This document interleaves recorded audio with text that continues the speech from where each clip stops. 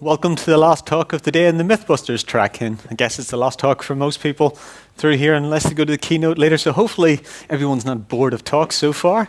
I'll try not to be too boring towards the end of the day. So what am I going to talk about? Well, sort of following on the Mythbusters tradition, we want to look at a number of things and come up with one of three conclusions.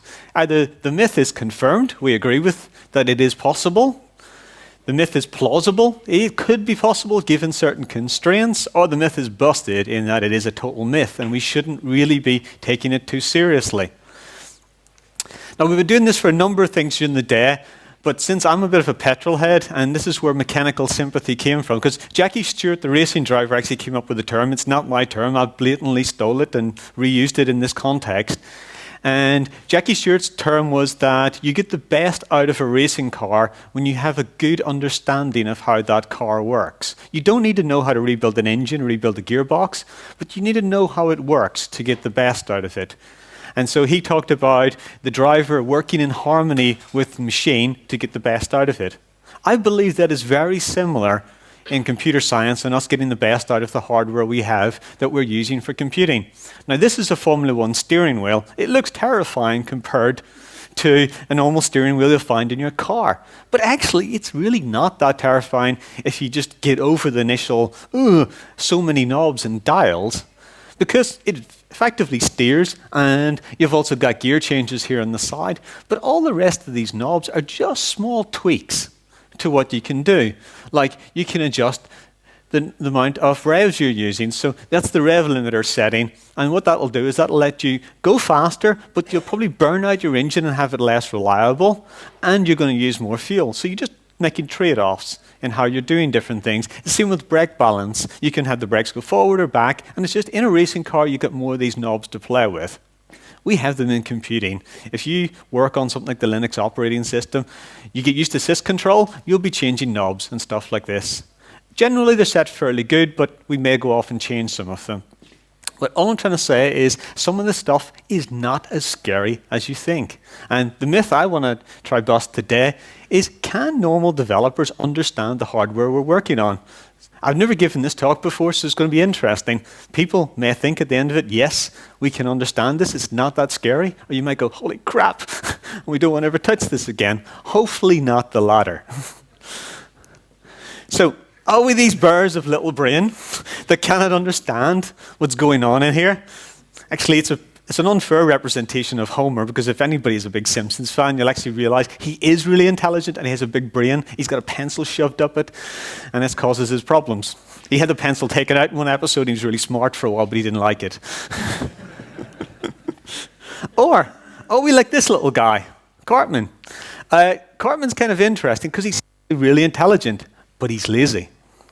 And he's like the typical modern society.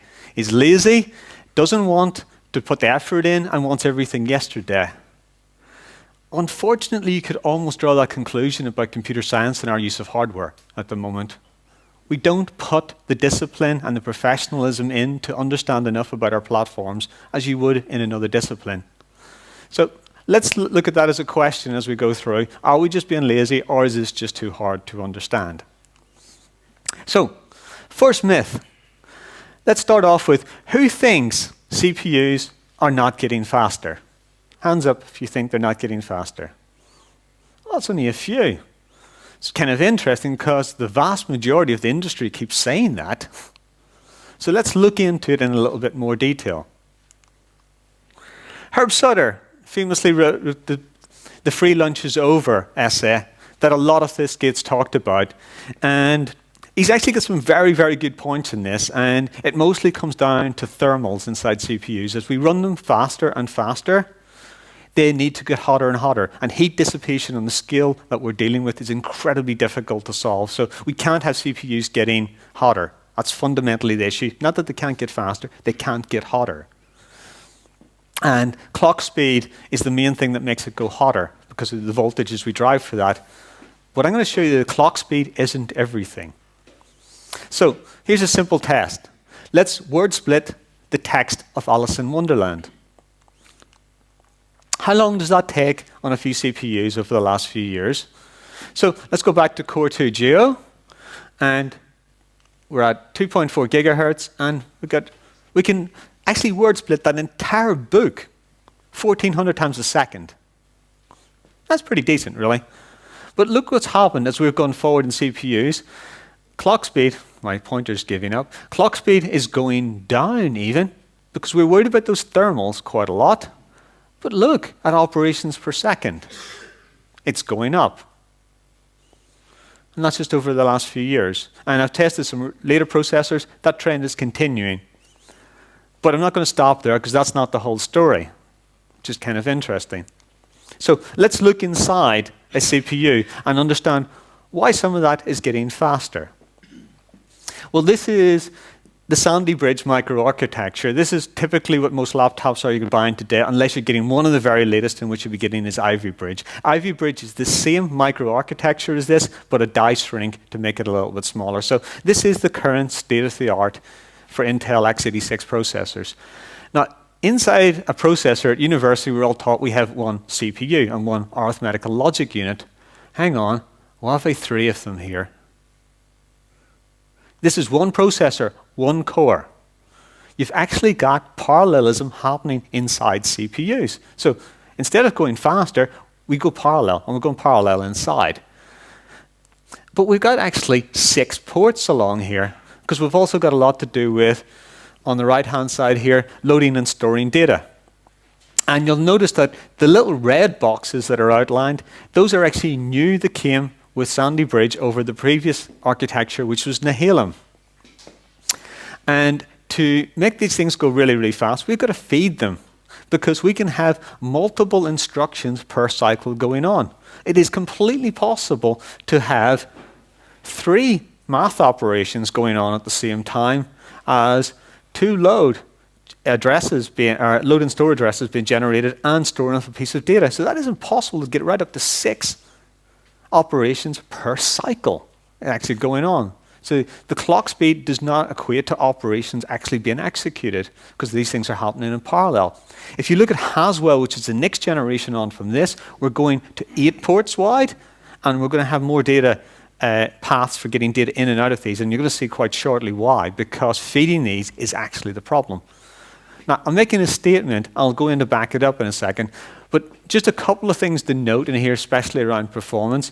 You'll see up here, you've only got 1 divide and 1 jump on these. So code that's highly branched, or code that does a lot of division and remainder operations, doesn't go as fast as straightforward arithmetic using plus, minus, and multiply.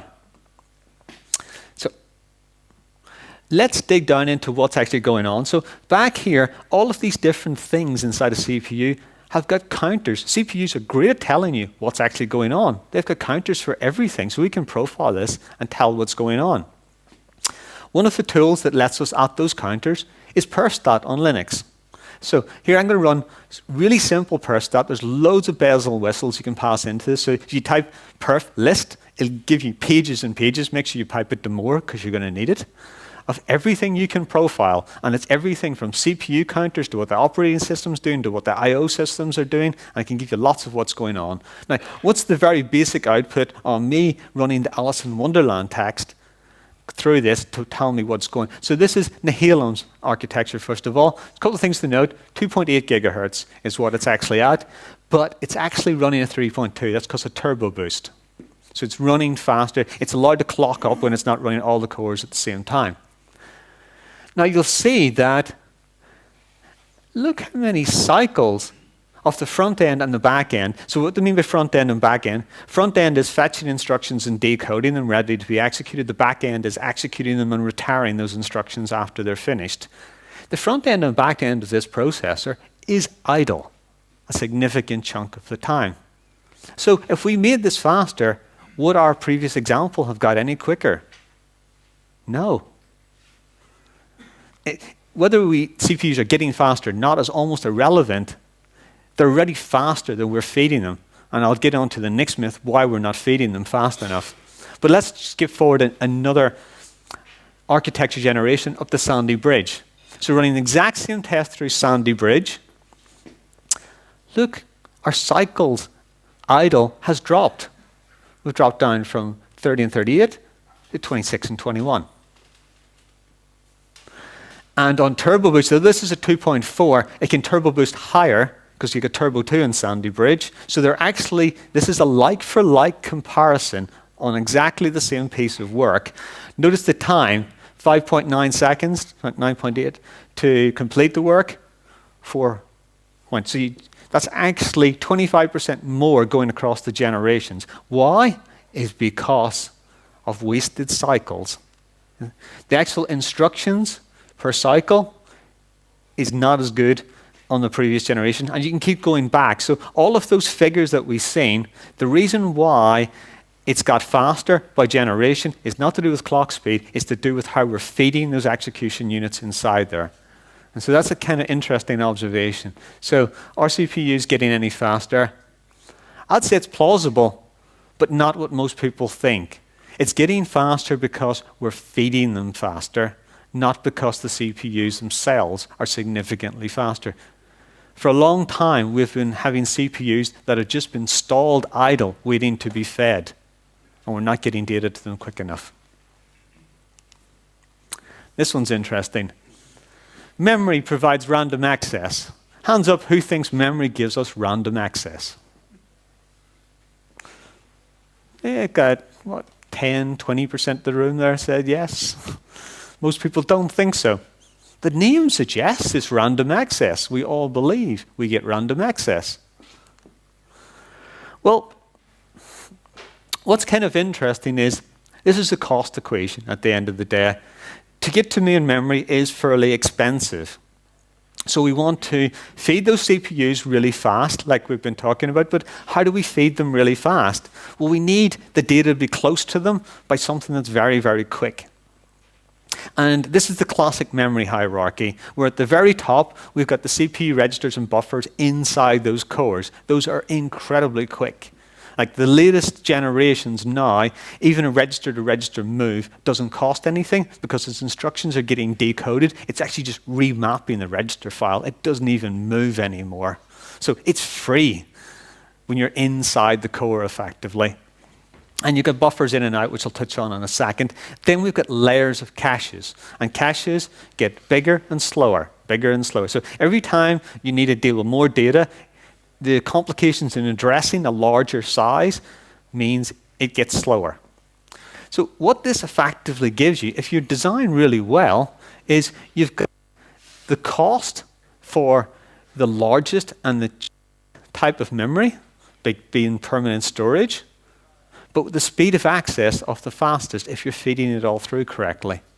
And also an interesting thing that isn't talked about so much but is becoming really, really important is power. The power to access a disk is so much more per operation than the power to access an L1 cache. And you'll start seeing modern processors are starting to shut down different things. You'll see that on the latest Sandy Bridge E servers. Now, if you transfer memory from a network card to the CPU, it used to always transfer to main memory. Now it can transfer to the cache. Okay, that's much faster and much lower latency, but that's not why they're doing it. The reason they're not doing it the other way by transfer to memory is they don't have to power the memory up to do that and transfer it in. So we're trying to keep those thermals down. Everything's about dropping the thermals now and getting those power budgets down. So you see here, we've got the classic sort of speed versus cost, but really important is power. So let's look at a little bit what's going on. So we looked inside a CPU core. Now, these blue boxes at the top are the equivalent of what's inside the CPU core. What does it do talking out from that point? Well, first of all, it talks to the memory ordering buffer, because when you've got all of those cores, or with those cores having all those execution units running at the same time, you've got a lot of parallelism. And the one thing you don't want to do is stall, because you've seen those instructions stalled was a big issue. So it tries to predict branches, it tries to prefetch data, it tries to do all sorts of different things. It speculatively executes. It hits a branch and it goes, based on my data, I think it's going to go this way, so I'm going to assume that branch comes back as true, and I'm going that way in your code and continue executing until it finds out later that that guess was wrong. It has to back out and throw it away. To deal with all of that and make that progress, it uses the memory ordering buffers for this, because it can make progress, and as long as it doesn't show that progress to the outside world, that's completely fine. It's like a scratch pad. And if it finds out later that its guess was correct, it can just let that go. And those buffers provide that. But those buffers are really cheap to look up data in as well. So those are fully associative queues where you can just look up the data, what's going on. If you're in concurrency, those are the big problem that you're worried about seeing the latest versions of data. If anybody's attending my course later in the week, we'll talk a lot about what's going on inside those. That's why the slide's titled Memory Ordering. But we'll see from going further out from there, we're dealing with L1, L2, L3 cache. And we've got these little things on the side called the line fill and the write combining buffers. Those are really interesting, especially when you go to do a write and you get a cache miss. You can just continue to write to those, and you can continue to make progress. And you'll start to see after a while that their biggest cost is an instruction miss, followed by a read miss, followed by a write. And that's counterintuitive. Most people don't realize that writes are actually less hassle than reads, because writes can be buffered. Reads, you've got to guess, and instruction miss, you've got no hope, because you don't know where you're going next. So let's get a little bit more scary. What's the cache subsystem look like if we dig into it? Well, it's just the same as the last slide, but with a bit more detail. So our memory ordering buffer is talking out mostly to the L1 data cache. So our L1's actually split data and instructions. Pretty small, only 32K piece for those. And it's organized into what are known as cache lines. Cache lines on an x86 processor are 64 bytes. So when you write a single byte or single bit or a single word, you need the cache line to be available. They're your currency of data exchange within the processor itself. So you're transferring 64 bytes at a time, in and out, and those are effectively hash tables. They're just hardware hash tables that if you get a miss, it has to be pulled in. That could also cause something to be pushed out as well. And that's your nearest thing to the core. Nice and fast, nice and near. Like some of the things we're feeding into, notice the double arrow feeding data in. That was a Sandy Bridge edition. With Nehalem, there only was one arrow feeding in. And that's actually one of the fundamental reasons why that last algorithm was faster on Sandy Bridge than it was before, because I had another data path to feed in and make that go faster. So what else is interesting is these guys over here. This is where the random access question comes in. The memory we deal with is virtual memory. It's not the physical memory. We run on operating systems that virtualize what we're doing.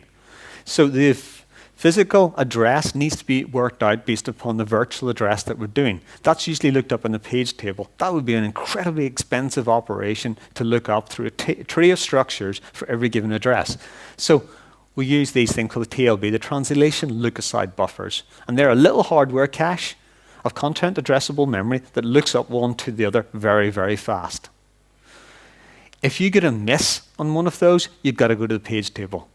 And so that's what makes your memory access really much, much slower. So imagine, is something truly random access whenever you get a miss on the TLB versus not getting a miss on the TLB? Starts making a huge difference. We've also got the prefetchers. And what the prefetchers do is they look for what you're doing and try to have the data available for you whenever you want to do it. So the obvious one is the streaming prefetcher. So there's two prefetchers in each of these layers.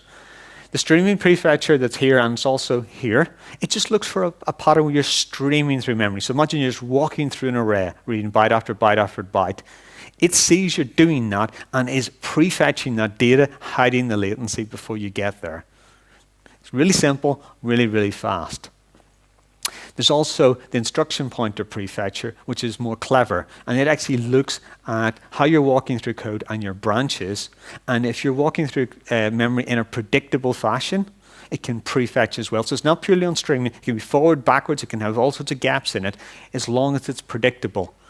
But the predictable in the steps are called strides, and those strides must be less than the page size of the operating system, because the TLB entries map to the page size of the operating system. So the way TLB entry works is it's the page and then the offset inside the page.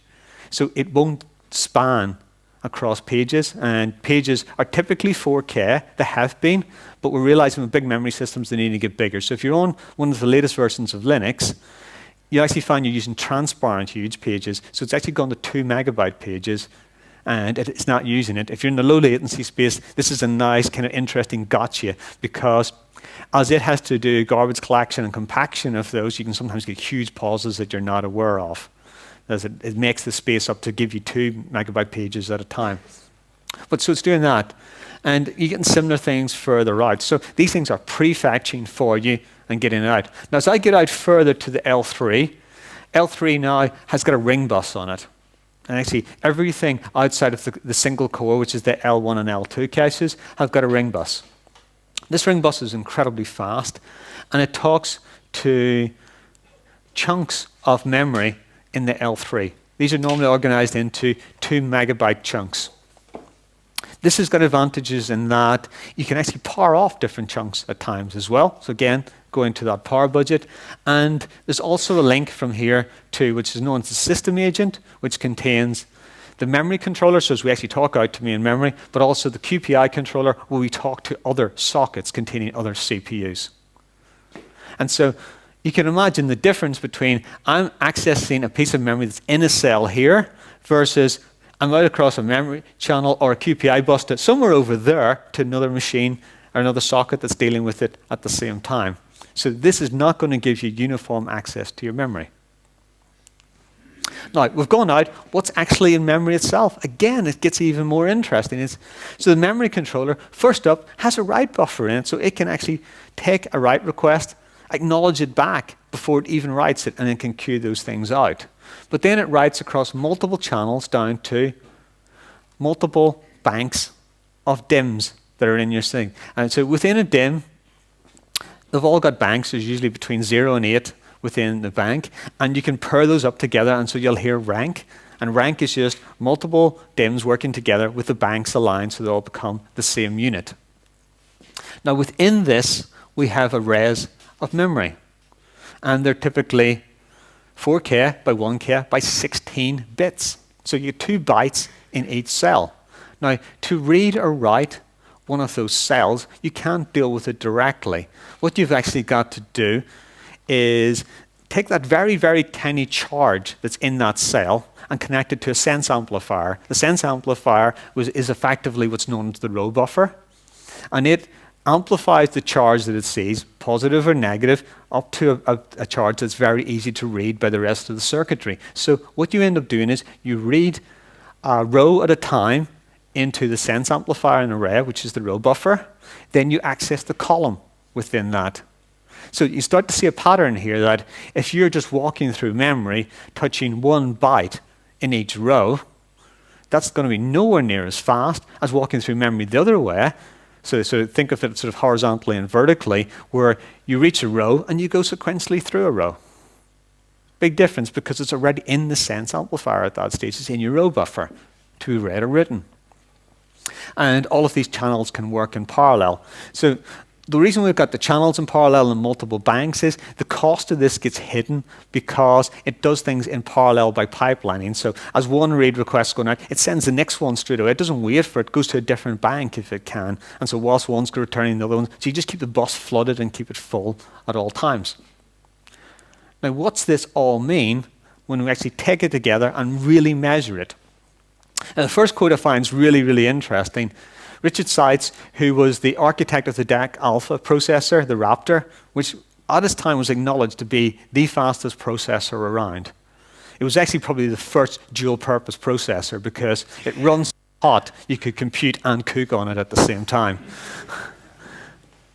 But he made the quote that we should stop making faster processors. It's not the problem. The problem is the memory subsystems. That's where the real action is. We've got to make those faster. And now people are starting to wise up to this and writing things faster. But it also makes a difference for us in that we've got to write software that accesses memory in a friendly manner. And what does that mean as far as figures go? Well, here's using the Sysandra tool. If I just completely sequentially walk through memory, it takes me 3 clocks to get the L1 data, 11 clock cycles to L2, 14 to L3, and 6 nanoseconds. Now, why have I gone to nanoseconds from clocks? Because main memory is not driven by the clock speed of your processor. There's certain physical characteristics to how the pre-charge cycles work that it takes a set amount of time for it to happen. So you measure that in nanoseconds. You can easily work out, if this is a 3 gigahertz processor, 3 clock cycles is 1 nanosecond to get to your L1 data. So sequentially, I can get through memory really, really fast. That is the raw figures. That doesn't even account for pipelining. So as your data is being pipelined through a system like that, that's even hidden. You don't even see those 3 clock cycles. It becomes effectively free if you walk through memory sequentially. Next step up, I mentioned pages. So the pages deal with the translation, look-aside buffers, but it also deals with the operating system and how it cuts everything up into virtual memory pages. If I walk around completely randomly inside the page, as opposed to just sequentially walking through it, L1 and L2, they're just a fixed hash table in how they work, so there's still the same number of clock cycles.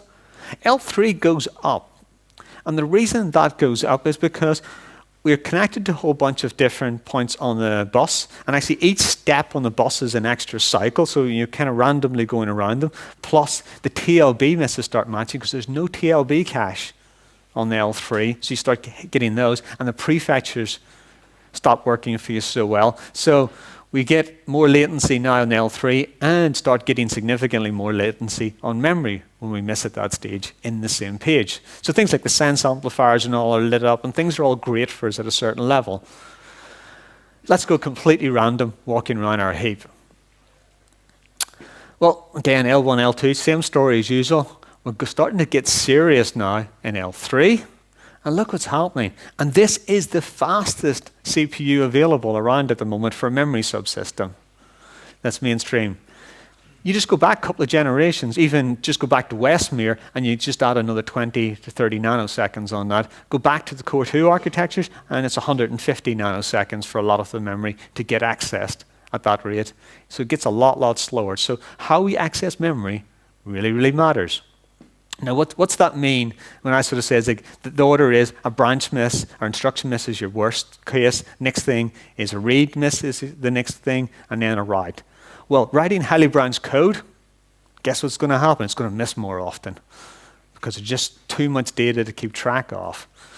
Well, we start looking at reading and writing memory. Let's work through things sequentially if we can, but that's not always the case. We can't do that. But let's work on chunks of data together that are cohesive and make sense. This is actually not weird. This is just good design. Keep things together that are cohesive. Don't couple things that are not cohesive. I find people saying, you don't need to know all of the stuff, let's go away. In fact, actually, good coupling and good cohesion design makes most of this just work.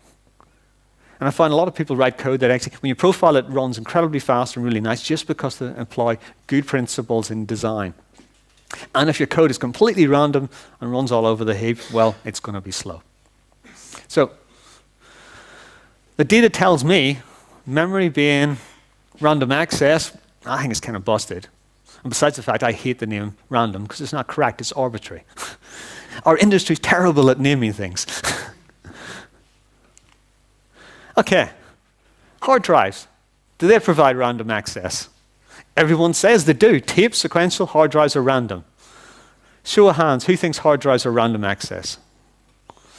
1, 2, 3, 4. Okay, this is a nice low number. Is this because people really know, or they just worry?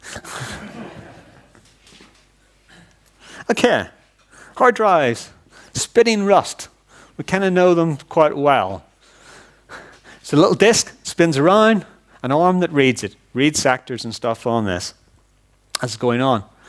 First up, most people are not aware of a thing called zone bit recording. Who's heard of zone bit recording before seeing it here? 2.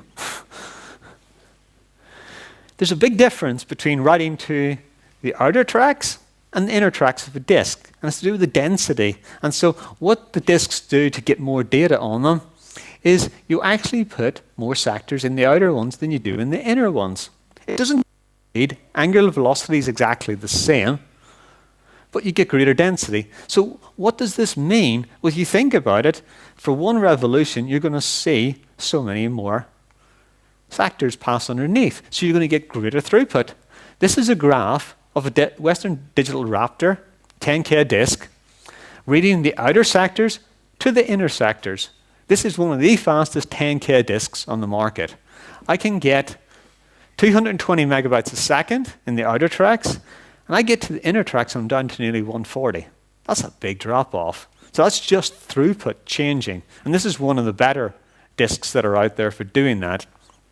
We can say, well, spin disk faster is a better way of doing it. That's kind of true, but there's limitations on that, and the fastest disks around are still 15K and haven't got any faster for a very, very long time. So what else is in the hardware that's kind of interesting? Well, we queue up commands to this because as the arm sweeps across the disk, we don't want it to go completely nuts, and it implements elevator algorithms. The operating systems do this, but also so does the hardware. And so if it's passing over something, it'll reorder the queue so it'll get the thing on the way past. It also does lots of other quite neat things as well. And it also does prefetching again. It's starting to see the same patterns pick up again over and over again. So it realizes you've read something, it'll prefetch something. But also, what's the unit of currency now? Well, the minimum you can read or write is a sector. Sectors were typically 512 bytes for a long time. They're now moving almost exclusively to 4K. Why have they done that? It's very easy to miss when the start or stop of something. So it has to leave a decent gap between each of the blocks on disk to realize when it picks up the start and stop. All those gaps start to add up, especially as disks get bigger and bigger. So you actually lose the ability to store more data. By actually making the blocks larger and having less gaps, we can get more data on a disk. So we're now moving to 4K. So that means 4K is the minimum we can read or write. So if we read or write a byte, you read or write 4K. Now, if I write a byte to a file that's already got something in it, I've got to read the whole thing first. I change the byte and write the whole thing back again. I can't just change the one bit and one byte. So I'm dealing at that level of currency at this stage. So what goes to make up an I/O operation? Well, there's four things to it, really. There's the command overhead itself. That's all the electronic processing that happens inside the disk, and it's fairly small, and electronics are getting very, very fast. The cost here is dominated by the physical media itself.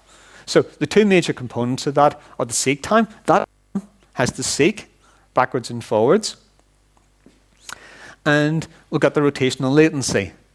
Well, the seek time of the arm from sort of outside to inside, in the best disks, you're looking at around 6 milliseconds.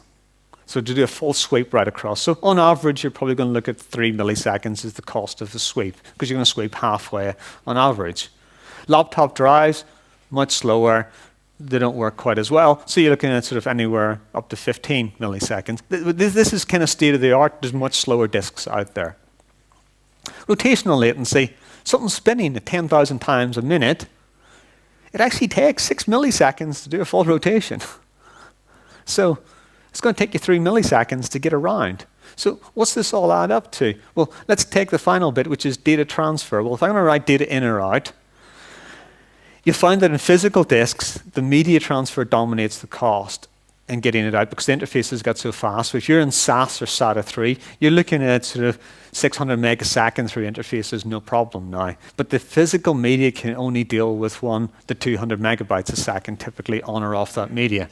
So we've dealt with sequential. Now let's look. So sequential, I can get on the outer tracks off a 10K disk, 220 megasecond.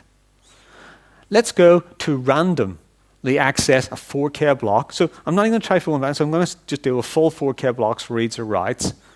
My average latency to get one, you start adding it up, it's 10 milliseconds.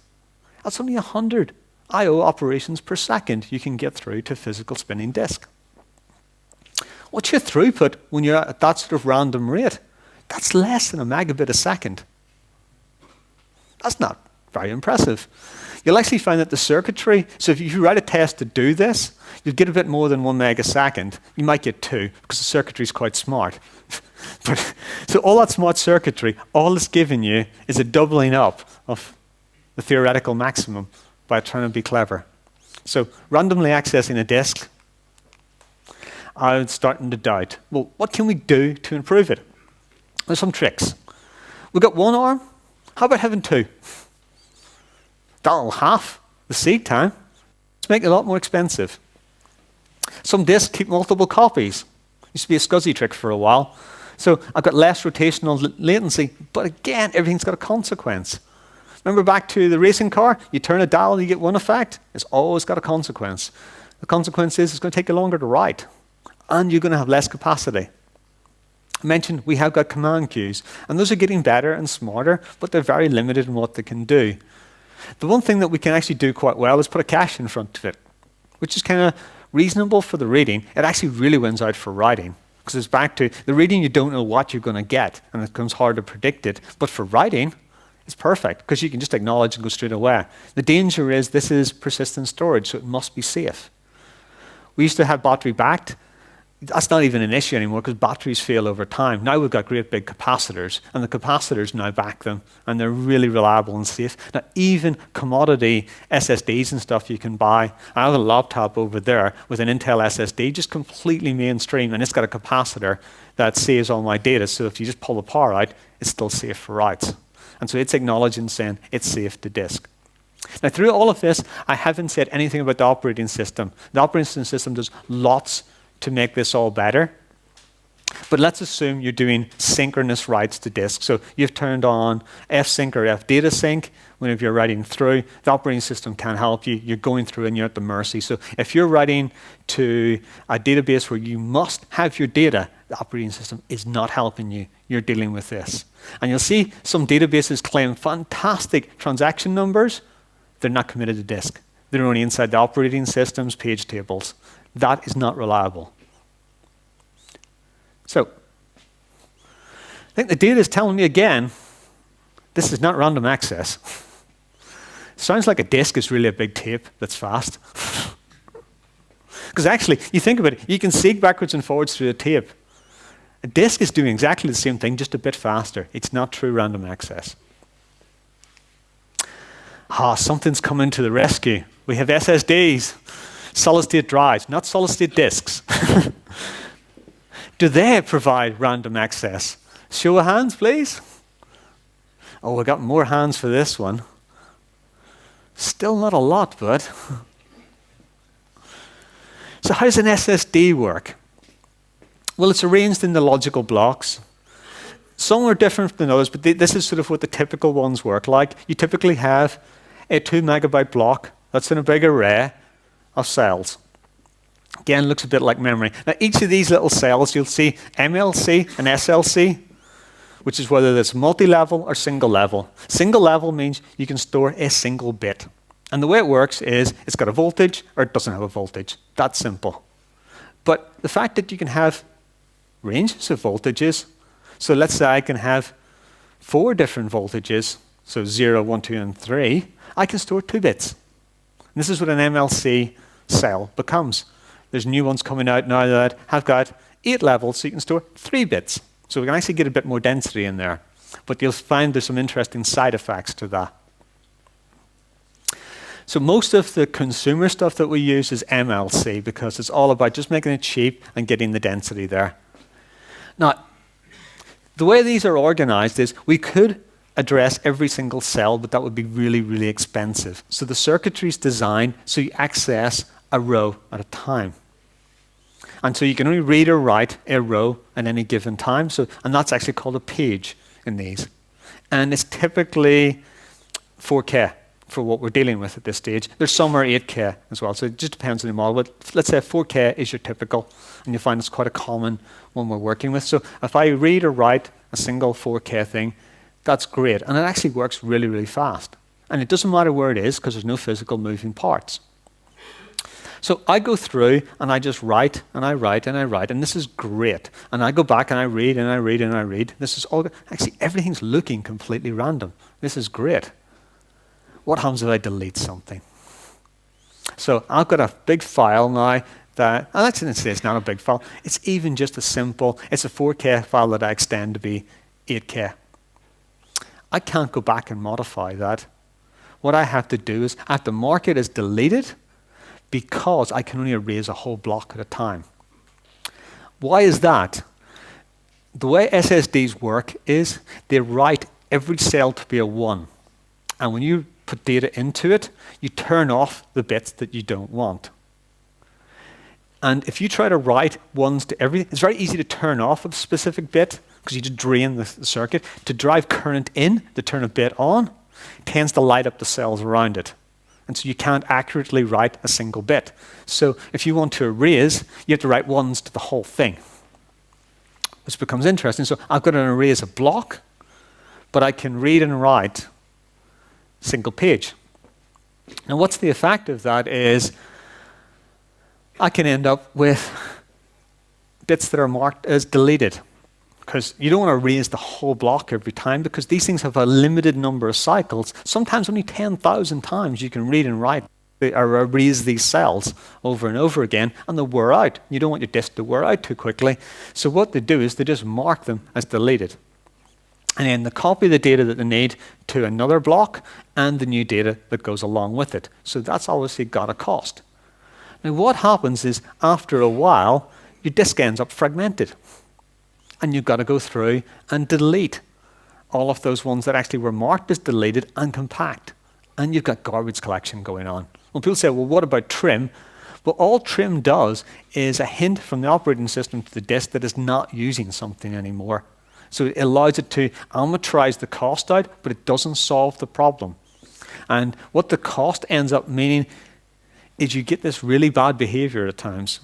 So here's a really nice clean disk. This is actually the one from one of my laptops, which is an Intel 320. This is a 2-year-old disk. And it can read at over 200 megasecond and write at nearly 200 megasecond. Absolutely great. Then what happens when it fills and I start deleting and modifying stuff? Read is still looking good, but write starts going all over the place. And that's because of this garbage collection and the read-write cycle as it's dealing with the compaction and the fragmentation going on. And this is a really well-behaved disk. Some disks are terrible in that the performance just falls off to nothing, and you have to reformat them to get them to recover. Disks are getting better and better all the time, or drives, as this is happening over and over again. And we've got to be careful of, there's a term called write amplification, is where sometimes small writes can cause so much copying to occur that the write is amplified to what's actually going on. So, just to cover this very quickly, the random writes can help performance because you're erasing the blocks. We seem to have great random performance for reads. And interesting, imagine if you're only ever doing append-only write, you'd never have to erase.